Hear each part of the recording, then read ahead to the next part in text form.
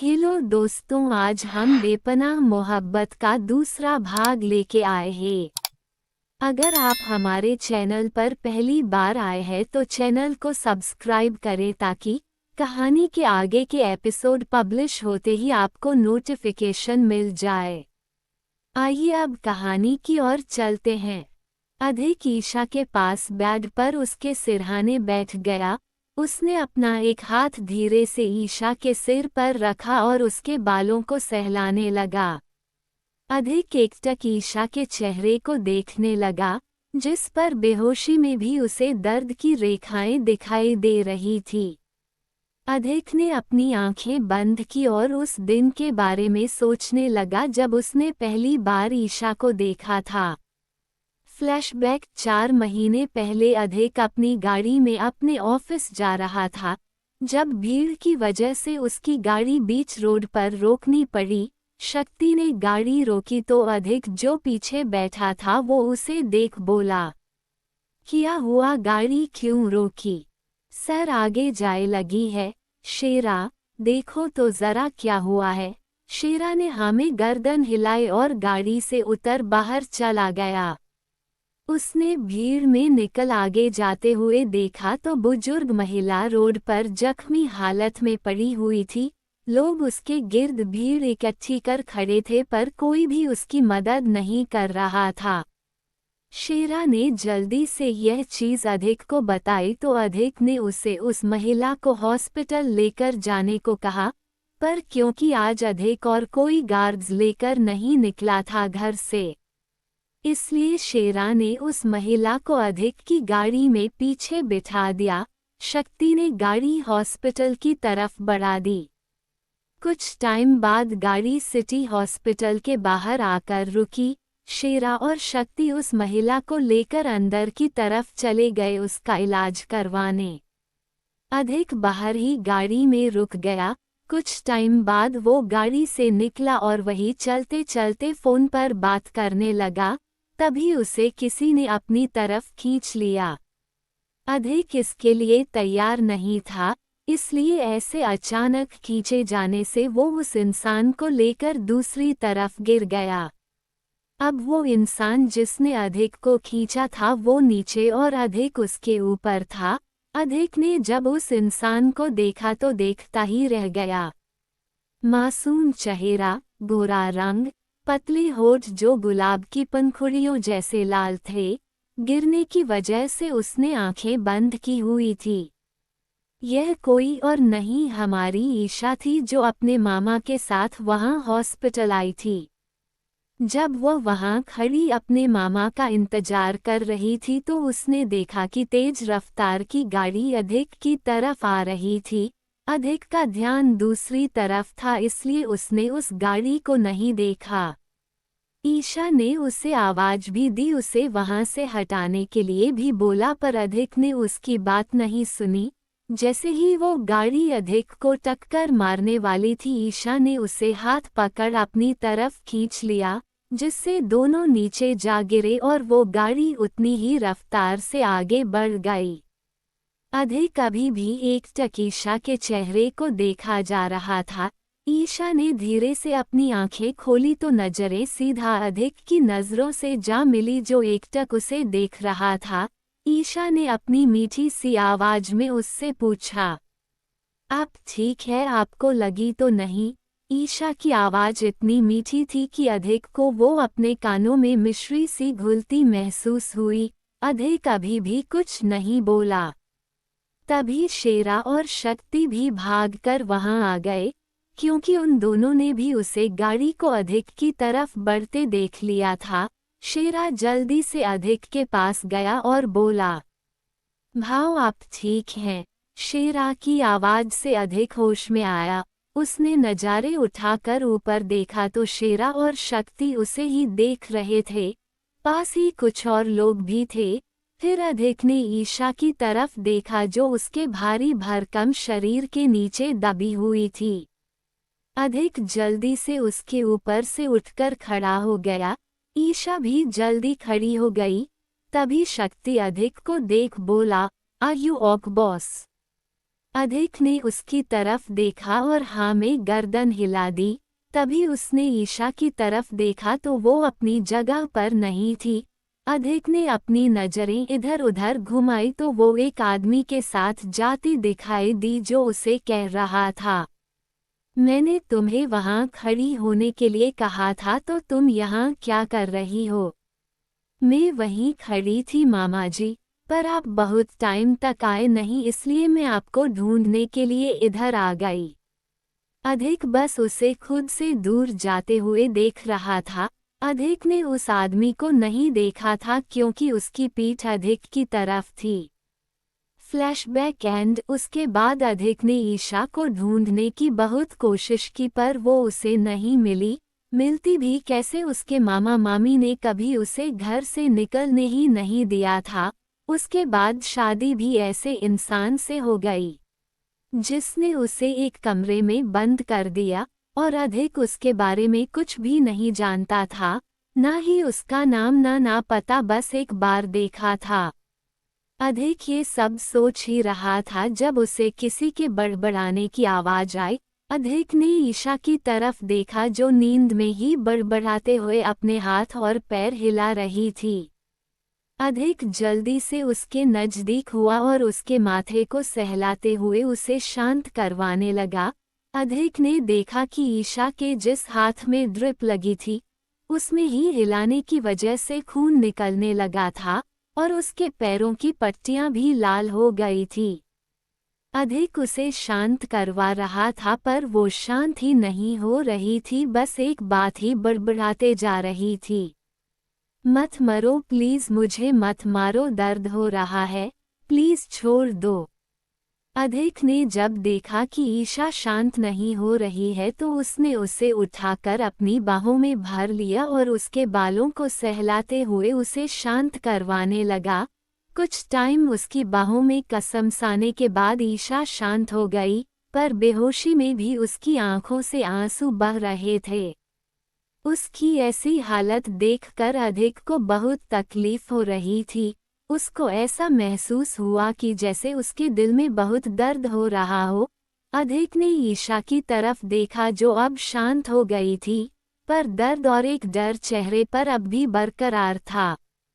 अधिक ने उसके माथे को चूमा और बोला, वायदा करता हूँ जिसने भी आपकी यह हालत की है उसे इतनी तकलीफ दूंगा कि वो अपनी मौत की भीख मांगेगा, पर उसे मौत भी नसीब नहीं होने दूंगा। इस समय अधिम का चेहरा गुस्से से लाल पड़ गया था। उसके हाथों और माथे की नसें उभर आई थी।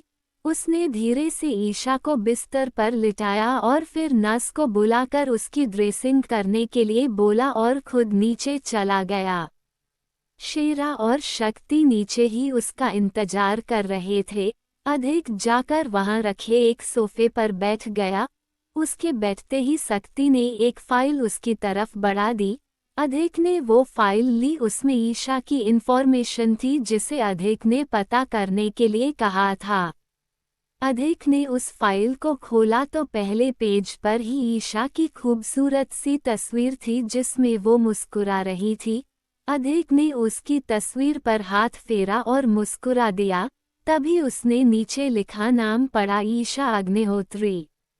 अधिक ने उस नाम को पढ़ा और धीरे होठों में बुदबुदाया, ईशा। ईशा का नाम लेते ही अधिक के चेहरे की मुस्कान गहरी हो गई और दिल की धड़कन बढ़ गई। कुछ टाइम ईशा की फोटो को देखने के बाद उसने आगे पढ़ना शुरू किया, पर उसमें नॉर्मल सी ही इंफॉर्मेशन थी। उसकी शादी की कोई इंफॉर्मेशन नहीं थी। बस हाँ, उसके मामा मामी उसे कैसे टॉर्चर करते थे यह जरूर लिखा था। अधिक ने शक्ति की तरफ देखा तो शक्ति उसकी नजरों को समझते हुए बोला, बाकी कुछ भी पता नहीं चला कि उनकी यह हालत कैसे हुई है। हाँ, पर इसमें उसके मामा और मामी का हाथ जरूर लगता है, क्योंकि जितना उनका मामा सीधा बनता है उतना है नहीं, कुछ तो झोल है। अधिक ने उसकी बात सुनी तो फाइल को साइड रख बोला, तो फिर देर किस बात की, उठाओ इसे और पता करो कि क्या झोल है। शक्ति ने हाँ में गर्दन हिलाई। तभी ऊपर से चिल्लाने की आवाज आई जो ईशा की थी। अद्विक नीचे बैठा शेरा और शक्ति से बात कर रहा था जब उसे ऊपर से ईशा की चीख सुनाई दी। अद्विक के साथ साथ शेरा और शक्ति भी घबरा गए। अद्विक जल्दी से अपनी सीट से उठा और ऊपर की तरफ भागा। शेरा और शक्ति भी उसके पीछे ही ऊपर चले गए। अद्विक रूम में पहुंचा तो देखा कि ईशा को होश आ गया था, पर उसने अपने हाथ की ड्रिप खींच कर निकाल दी थी। वो बिस्तर से उठकर रूम के एक कोने में खड़ी हाफ रही थी। हाथ में एक वास पकड़ा हुआ था जिससे वो नस को अपने पास आने से रोक रही थी और नस उसे शांत रहने के लिए कहा रही थी, पर ईशा तो उसकी बात सुन भी नहीं रही थी। ईशा के हाथ से खून निकलकर जमीन पर टपक रहा था, वहीं उसके पांवों की पट्टियां एक बार और खून से सन चुकी थी और वो यहाँ पर खड़ी थी। उस जगह पर खून ही खून लग चुका था जो उसके पांवों से रिस रहा था। उसकी ऐसी हालत देख अद्विक घबरा गया। वो जल्दी से उसके पास गया, पर ईशा ने उसे वास मारने का बोल रोक दिया। अद्विक उससे 10 कदम दूर ही रुक गया और उसे देख बोला, ईशा प्लीज शांत हो जाओ, कोई तुम्हें कुछ नहीं कर रहा है, प्लीज तुम शांत हो जाओ, देखो तुम्हारे हाथ और पैरों में से कितना खून निकल रहा है। अद्विक की बात सुनकर ईशा ने उसकी तरफ देखा और थोड़ी शांत हो गई। वो गौर से अद्विक को देख रही थी, जैसे पहचानने की कोशिश कर रही हो। उसे शांत देख अद्विक धीरे से उसकी तरफ बढ़ा। अद्विक उसके पास पहुंचा और धीरे से उसके हाथ से वास ले लिया। पता नहीं क्यों, पर अद्विक को देख ईशा शांत हो गई थी। अद्विक ने उसे धीरे से अपनी गोद में उठाया और ले जाकर बेड पर बिठा दिया। अद्विक ने उसके हाथ और पांवों को देखा जो खून से भीग चुके थे। ये देख अद्विक के दिल में टीस सी उठी। उसने नस को इशारा कर ईशा की ड्रेसिंग करने को कहा। जैसे ही नस ईशा के करीब जाने लगी, ईशा फिर पैनिक होने लगी। ये देख नस अपनी जगह पर ही रुक गई। अद्विक ने ईशा की तरफ देखा और बोला, रिलैक्स, वो बस ड्रेसिंग करेगी। ईशा ने नहीं में गर्दन हिलाई तो अधिक धीरे से बोला, मैं कर दूं। ईशा ने कुछ नहीं कहा, बस शांत होकर उसे देखने लगी। अद्विक ने कुछ पल उसे देखा, फिर नस से ड्रेसिंग का सामान लेकर खुद ईशा के हाथ और पांवों की ड्रेसिंग करने लगा। उसने पहले ईशा के हाथ की ड्रेसिंग और फिर उसके पांवों की। जैसे ही उसने उसके पांवों की खून से भीगी पट्टी निकाली, अद्विक ने अपनी आंखें बंद कर ली। क्योंकि ईशा के पांवों के जख्म और गहरे हो गए थे, उसके पांवों के नीचे की स्किन पूरी निकल चुकी थी और पूरे पांवों से खून निकल रहा था। अद्विक धीरे धीरे उसके पांवों से खून साफ करने लगा। उसने ईशा की तरफ देखा जिसके चेहरे पर कोई भाव नहीं था, वो बस खाली आंखों से अद्विक को देख रही थी। अद्विक ने धीरे धीरे उसके पांवों से पूरा खून साफ किया और फिर उस पर मलहम लगाने लगा। वो बीच बीच में ईशा को देख रहा था कि कहीं उसे दर्द तो नहीं हो रहा, पर ईशा बस भावहीन ऐसे ही बैठी हुई थी जैसे उसे दर्द का एहसास भी ना हो रहा हो। होता भी कैसे, बचपन से तो बेचारी इतना दर्द झेल चुकी है कि अब दर्द का एहसास होना ही उसे खत्म हो गया था। जैसे अद्विक ने मलहम लगाकर उसके पांवों पर वापस पट्टी कर दी। उसने अपने हाथों को देखा जिन पर खून लगा हुआ था। अद्विक वहां से उठकर बाथरूम में जाने लगा तो ईशा उसे जाते देख घबरा गई। तभी शेरा जो वहीं खड़ा था बेड के पास आकर खड़ा हो गया और ईशा को देख बोला, फिक्र मत कीजिए, आपको यहाँ कोई कुछ नहीं करेगा, आपको इतना डरने या घबराने की जरूरत नहीं है। शेरा की बात सुनकर ईशा का ध्यान अब उसकी और शक्ति की तरफ गया जो वहीं शेरा के पास खड़ा था। उन्हें देख एक बार ईशा पैनिक करने लगी। उसकी सांसें तेज हो गई। डर कर वो बेड पर पीछे सरकने लगी। तभी उसे खुद से डरते देख शेरा बोला, देखिए डरिए मत, हम आपको कुछ नहीं करेंगे। पर ईशा ने उसकी बात को कोई जवाब नहीं दिया, बस डर कर खुद में ही सिमटने लगी। अब बचपन से बेचारी घर की चार दीवारी में ही रही थी, ना किसी से मिलना जुलना, ना कोई दोस्त, बस घर का काम करना और मामी मार खाना, यही तो पता था। और फिर उसके बाद बेमतलब की शादी, जिसमें पति की मार और उसकी जबरदस्ती, जिसने ईशा के मन में सबके लिए डर पैदा कर दिया था। तभी अद्विक बाथरूम से बाहर आया। उसने ईशा को ऐसे डरते देखा तो जल्दी से भाग उसके पास गया और उसके पास बैठ उसके सिर पर हाथ फेरते हुए बोला, क्या हुआ ईशा, तुम डर क्यों रही हो? कोई तुम्हें कुछ नहीं करेगा, मैं हूँ यहाँ, फिक्र मत करो। अद्विक की बात सुनकर ईशा ने अद्विक को देखा और फिर एक नज़र शेरा और शक्ति को देख फिर अद्विक को देखने लगी। अद्विक ने उसकी नज़रों का पीछा कर उन दोनों को देखा और फिर ईशा के हाथ पर हाथ रख बोला, वो तुम्हें कुछ नहीं करेंगे, भाई हैं वो मेरे। ईशा ने कुछ नहीं कहा, बस उसे देखती रही। कुछ टाइम बाद अद्विक फिर बोला, तुम रेस्ट करो, मैं खाना मंगवाता हूँ, तुम्हें भूख लगी होगी ना। ईशा ने फिर कुछ नहीं कहा, बस उसे अपनी खाली आंखों से देखती रही।